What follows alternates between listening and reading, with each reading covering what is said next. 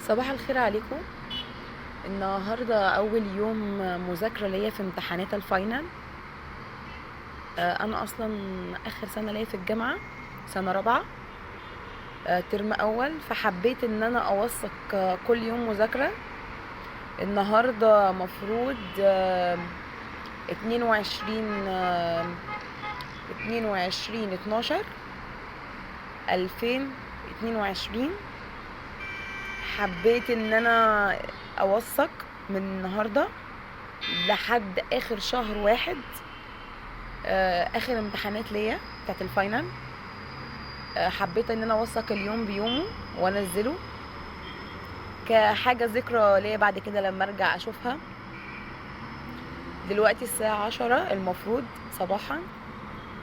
المفروض ان انا هذاكر من الساعه 10 مثلا لحد 12 بالليل، لحد 10 بالليل، لان دي مذاكره فاينل فبتاخد وقت وكده. فتعالوا نشوف هنعمل ايه النهارده على مدار اليوم، ويلا بينا.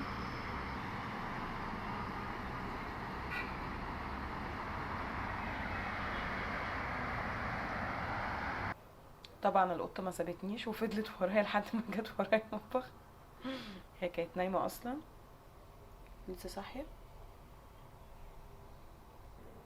وطبعا المذاكره ما تحلاش غير بفنجان من القهوه اكيد. ما اعرفش اذاكر لما يكون في قهوه، دي حاجه اساسيه. اهم حاجه لازم يكون في وش طبعا، لان لو ما فيش وش في القهوه ما تتشربش اصلا.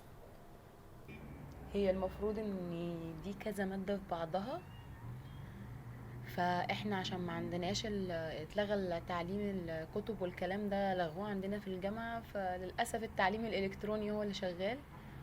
فدي مفروض بس ملخصات ملخصات مش كتب كمان. فالمفروض ان دي كذا مادة في بعض، 8 مواد. فانا مش عارفة اعمل ايه لسه. هو انا المفروض همسك مادة اكيد يعني من التمانية، فمستحيل اخد ال8 مواد يعني في يوم واحد. فيلا بينا نفنط اللمة دي ونشوف هنعمل ايه. انا طبعا مستحيل ان انا ابتدي بالكم ده كله، فانا هاخد مادة واحدة.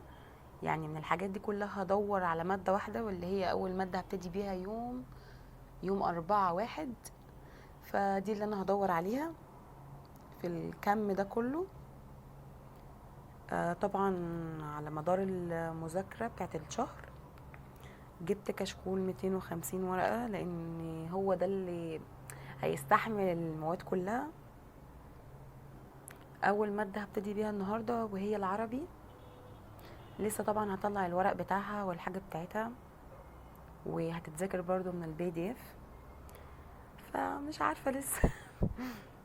انا في اي مذاكرة طبيعي بحب اكون مجهزة كل حاجة. طبعا الفاينل لازم ليه مقلمة خاصة عندي، المساطر، الاقلام، ادوية للظهر.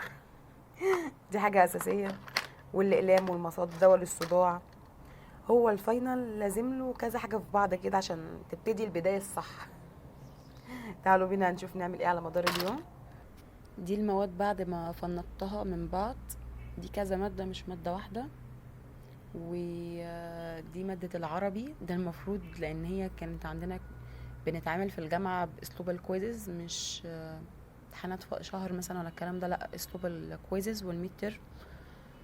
ودي كمان كلها مادة العربي. المفروض انا قبل ما ابتدي مذاكرة او اعمل اي حاجة لازم احدد عناصر المنهج اللي انا همشي عليها، المحاضرات اللي انا همشي عليها، يعني عدد المحاضرات والجو ده. فهم 12 هروح احددهم بعد كده اجي اوريهم لكم. واخيرا خلصت مذاكرة الساعة دلوقتي 7 مساء، يعني يا دوبك بالظبط قعدت 10 ساعات. حلو قوي، احنا النهاردة اول يوم، فبالنسبة لي النتيجة دي مرضية. ما اجمل شكل النيل بالليل بجد، فرق شاسع.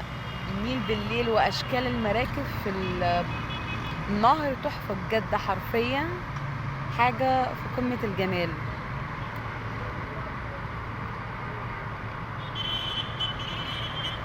وكده كان يومي طول النهار. فتصبحوا على خير، واشوفكم في يوم جديد ان شاء الله.